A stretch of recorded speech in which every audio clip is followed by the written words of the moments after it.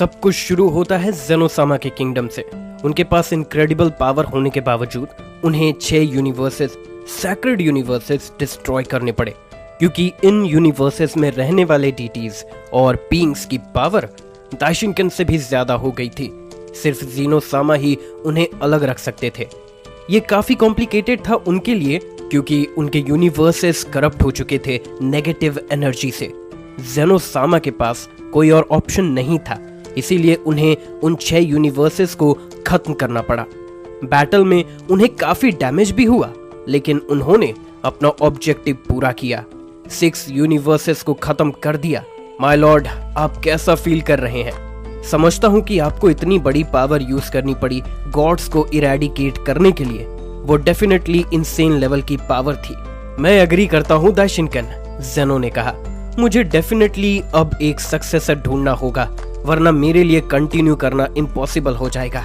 पर my Lord, दाइशिनकन बोलता है, आपके पास तो रिक्वायर्ड पावर है 12 यूनिवर्सेस को रूल करने के लिए। सिर्फ वो 6 सैक्रेड यूनिवर्सेस ही प्रॉब्लम क्रिएट कर रहे थे।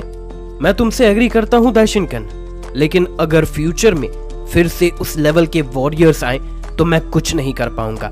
इसीलिए मुझे जल्दी एक सक्सेसर चाहिए, वरना देर हो जाएगी। मिलियंस ऑफ ईयर्स बीत गए और हम आज के समय में आ गए हैं। टूर्नामेंट ऑफ पावर के दौरान गोकू, जो जेनोसामा का बेस्ट फ्रेंड भी बन चुका था, अल्ट्रा इंस्टिंक्ट एक्टिवेट कर लेता है। सब कोई शॉक्ड रह जाते हैं, गॉड्स भी, एंजल्स भी और जेनोसामा खुद भी। सॉन गोकू बनेगा मेरा सक्सेसर, जेनो ने डिसाइड किया। चाहे उसके पास मिलियंस ऑफ साल का ट्रेनिंग ना हो, लेकिन उसने जो पावर गेन की है वो इनक्रेडिबल है। माय लॉर्ड, क्या आप श्योर हैं? दाइशिनकन पूछता है। मिस्टर गोकू की पावर बहुत है, लेकिन वो गार्डियन एंजल के पावर को क्रॉस नहीं कर सकता। मैं पूरी तरह एग्री करता हूँ, जेनो बोलता है, क्योंकि एक सिंपल मोर्टल होने के बावजूद वो इस स्टेट तक पहुंचा। अगर उसे मेरी ट्रेनिंग मिलती है तो मुझे यकीन है वो अपने लिमिट्स क्रॉस कर लेगा। माय लॉर्ड, मैं गोकू को ट्रेन भी कर रहा हूं। मुझे डाउट है कि वो सैक्रेड यूनिवर्सेस के बीइंग्स के पावर को क्रॉस कर पाएगा, दाइशिनकन कहता है। लेकिन उसकी ग्रोथ और पावर अनरियल है। उसका बैटलफील्ड का नॉलेज तो एंडलेस लगता है। चिंता मत करो, जेनो बोलता है। गोकू जरूर वो रिक्वायर्ड पावर हासिल करेगा जो उस कैलिबर के वॉरियर्स का सामना कर सके। मेरा भरोसा करो।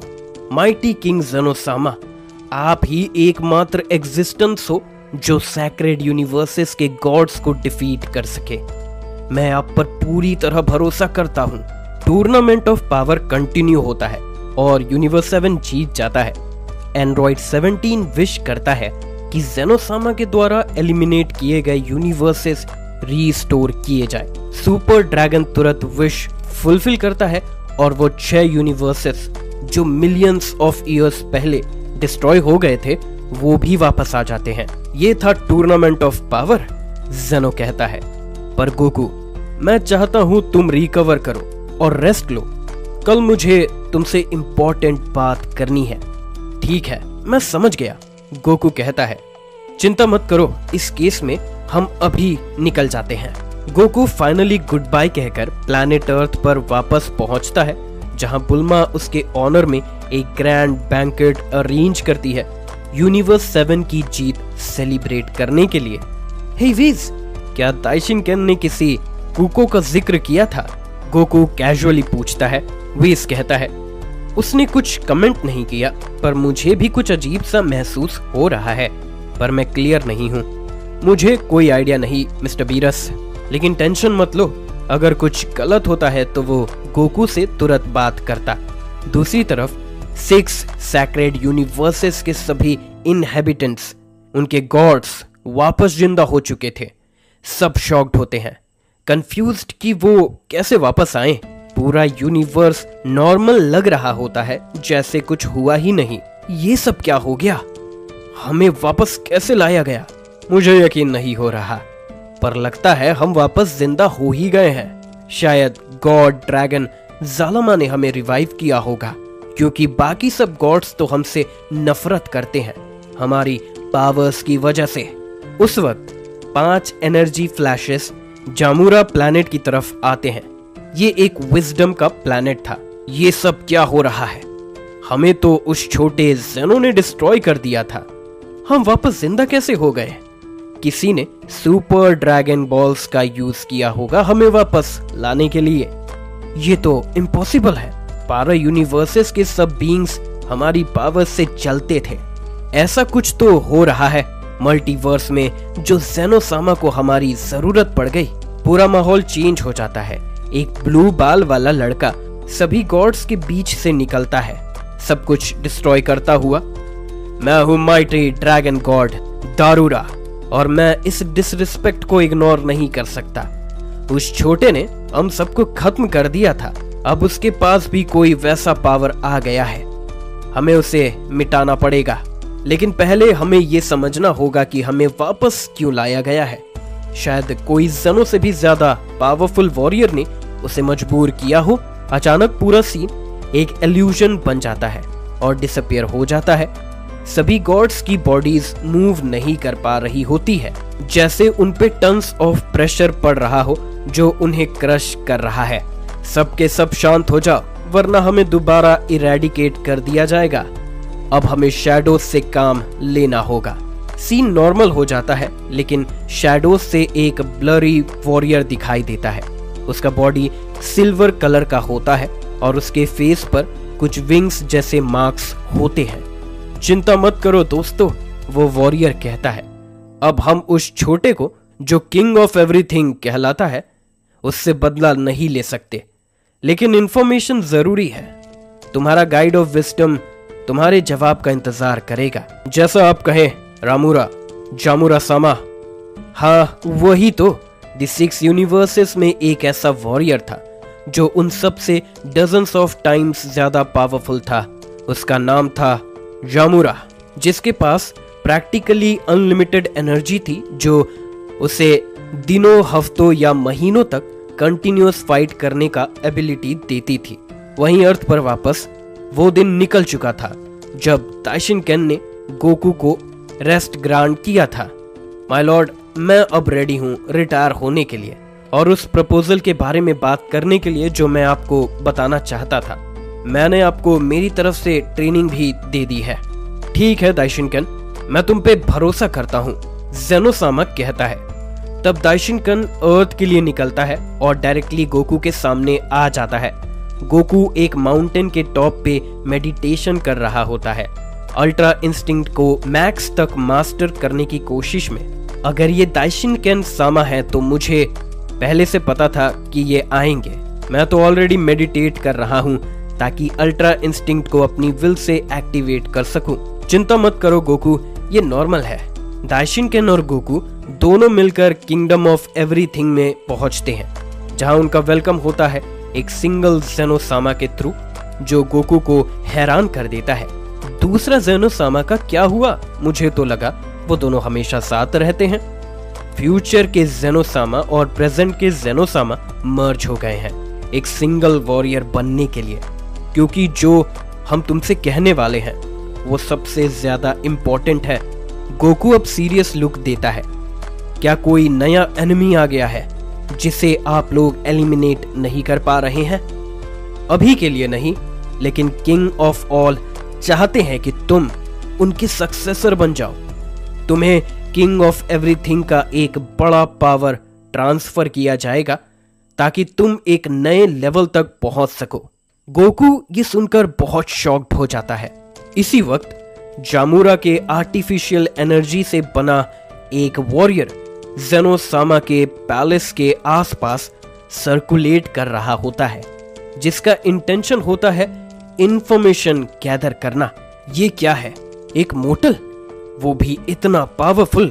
या मैं नहीं जानता इसका ओरिजिन क्या है, लेकिन ये जेनोसामा के सामने इतनी कैजुअली कैसे खड़ा हो सकता है? जामुरा अपने ग्रेट मेंटल पावर के थ्रू एक पपेट को एक्टिवेट करता है, जो अनलीश करता है एक इनक्रेडिबल कॉम्बेटिव पावर।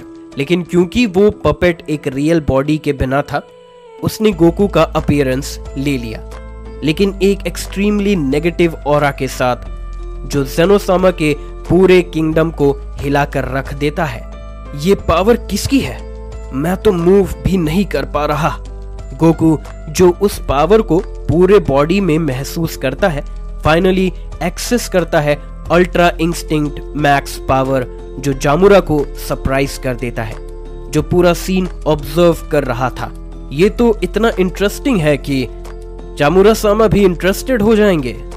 एक ऐसा बीइंग जिसके पास पूरी डिवाइन एनर्जी भी नहीं है, वो भी एक ऐसी स्टेट को एक्सेस कर सकता है जिसे 12 यूनिवर्सेस के कोई भी गॉड आज तक कभी भी अचीव नहीं कर पाए। सिर्फ हमारे सैक्रेड गॉड्स ही ये कर सकते थे।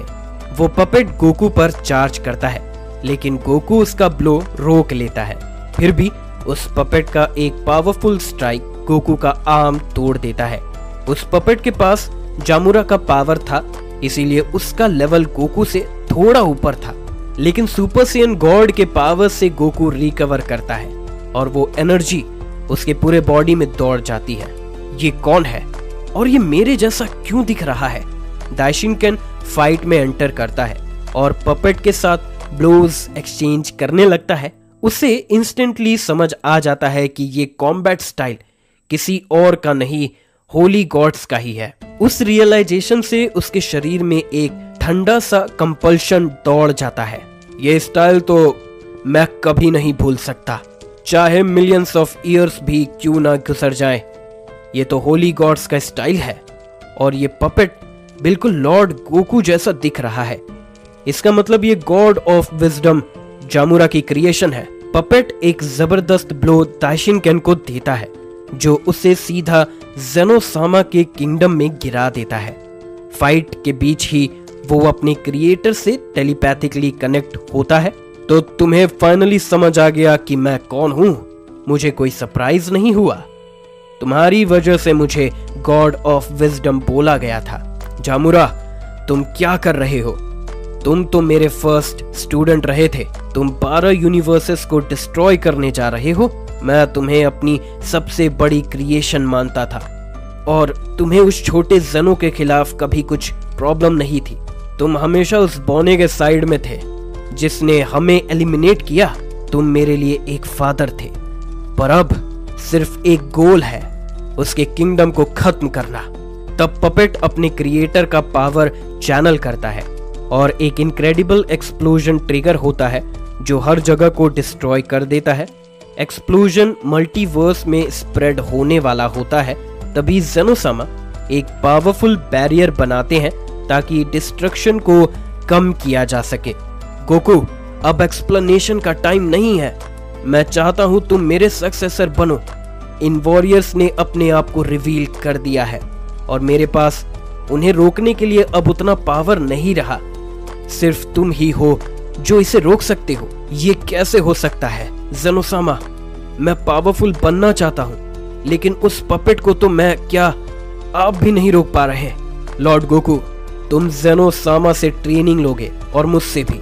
अब फुल एफर्ट लगाओ, क्योंकि अगर तुम नहीं रोकोगे इन्हें तो ये लोग वो सारे यूनिवर्सेस खत्म कर देंगे जिन्हें हमने बहुत मुश्किलों से प्रोटेक्ट कर रखा है।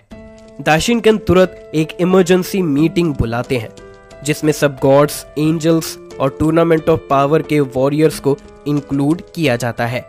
हमें सबकी पावर की जरूरत है ताकि हम इन कर्स्ड वॉरियर्स का सामना कर सके। जामुरा सोच में डूबा हुआ था, लेकिन उसकी थॉट्स को तोड़ती है होली गॉडेसेस निन। जामुरा, निन कहती है, जामुरा, क्या हुआ तुम्हें? मैं देख सकती हूँ तुम परेशान और सोच में डूबे हुए हो। फिर जामुरा कहता है, मैं ज़ेनो-सामा के रल्म में इन्फिल्ट्रेट कर चुका हूँ, लेकिन एक वॉरियर जिसके पास 100% डिवाइन एनर्जी भी नहीं है, अल्ट्रा इंस्टिंक्ट को मैक्स लेवल तक मास्टर कर चुका है। निन शॉक में कहती है, क्या कह रहे हो तुम? ये तो इम्पॉसिबल है। ऐसा फीट तो सिर्फ पहले क्रिएटर गॉड यामोशी ही कर पाया था। यामोशी एक मोर्टल एनर्जी के साथ पैदा हुआ था, लेकिन उसने ट्रेनिंग के जरिए एक ऐसे स्टेट को एक्सेस किया था जो गॉड्स के रीच के बाहर था, जबकि उसके पास सिर्फ मोर्टल एनर्जी थी। फिर निन कहती है, अगर तुम्हारा कहना सच है तो ये बुरा है। हमें सबको तुरंत इन्फॉर्म करना चाहिए और तैयार हो जाना चाहिए फाइट के लिए।